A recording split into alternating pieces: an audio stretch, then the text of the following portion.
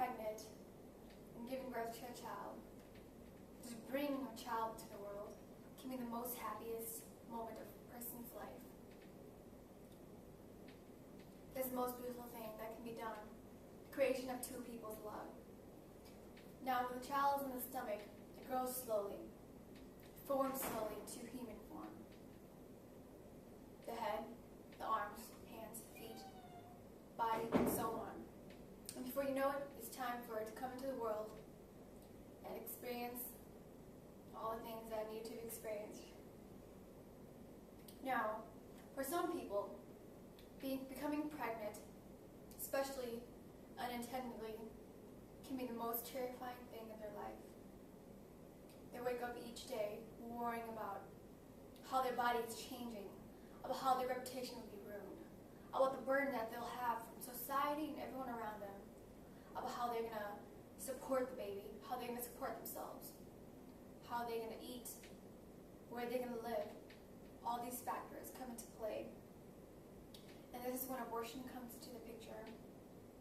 Abortion should be legalized, especially for the women who are unable to consistently support themselves or a child financially. They just can't support themselves.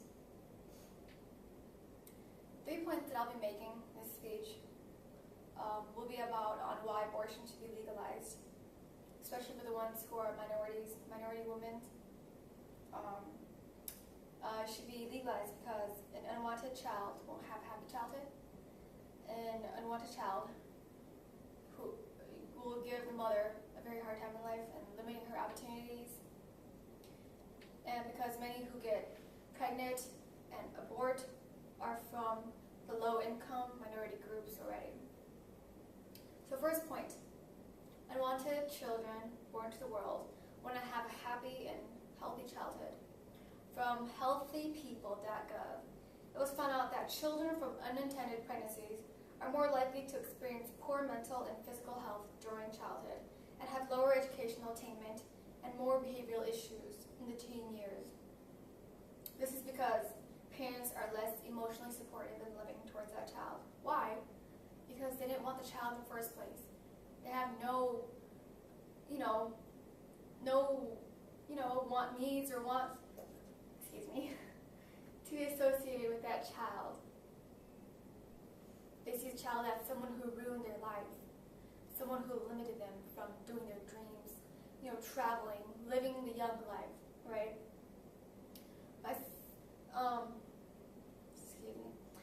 Now there's an article from experiences.org written by an anonymous person who wishes to remain anonymous.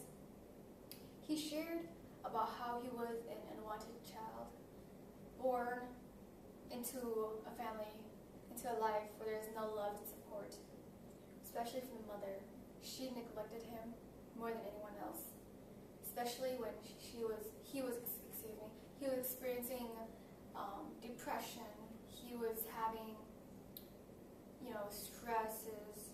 He tried suicide. All that. She was never there for him. Caused him to experience depression. He became guilty of being the cause of her unhappiness, and it was just not a good experience.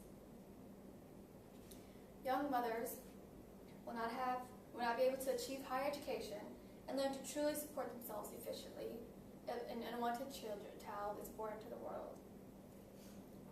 According to Better Health Channel, younger women associated with pregnancies who do not complete their education will possibly have long-term unemployment. They earn an average of approximately $3,500 less per year.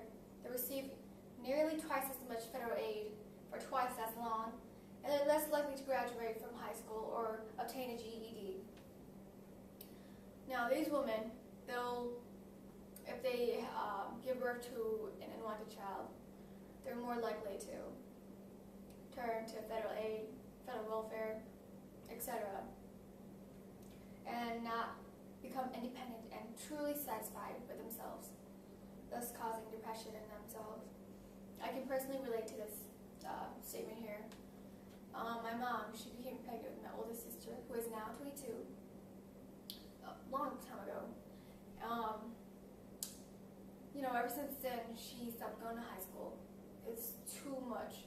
The burden of everything. Schoolwork, she couldn't handle it. So she stopped. She never attained her high school diploma. And today, she's unemployed and she struggles with herself as of who she is, where she's going, what she has accomplished in life. And she's just truly depressed and relied heavily on welfare and government assistance. Third point, low-income women often turn to abortion unless if the pregnancy was intentional. So in December 2013, Govmetric.com found that poor women's high rates of unintended pregnancy results in they're also having high rates of both abortions and unplanned births. So these low-income women, they recognize that they are not ready and stable enough to support their child, the child that is not yet to be born.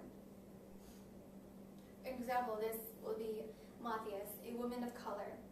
She made a very serious, logical, and difficult decision about her reproductive health. Matthias knew what she had on her shoulders and knew what she could handle, what she could not. Now, she was already working, going to college, and trying to support her 2-year-old son. Now, having this baby will just make everything in her life unstably worse.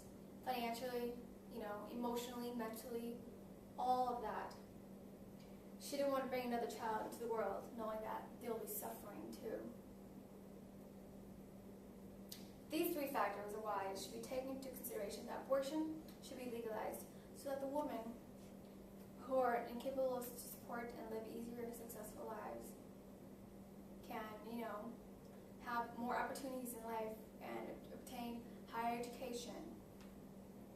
We all must be open-minded and also know that these, this is a woman's body. It's her rights. She can do what she wants with her body. She can border the child or not. She is the one who's bearing all the pain, all of the burden, and all of the responsibilities of having that child. And if it was being born to the world and unplanned, the child will not have a very successful and, happy life. An abortion is an easy choice to make.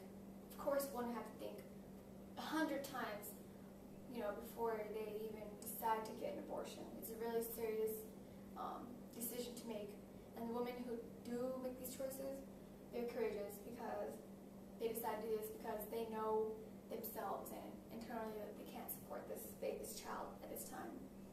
So making abortion legal should be a go, especially for the women who, struggle financially.